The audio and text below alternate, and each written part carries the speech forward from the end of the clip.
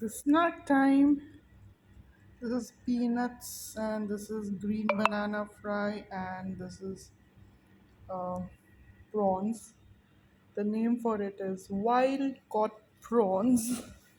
Ooh, look at it, so beautiful. And to go with it, I've got this green chutney. I used gooseberry, mint leaves, coriander leaves, garlic, and this yogurt, and grind it all together. That's how the green chutney is made. Let me try the peanuts. Mm.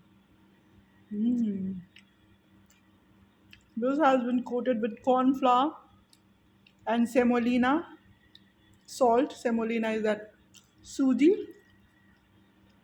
salt.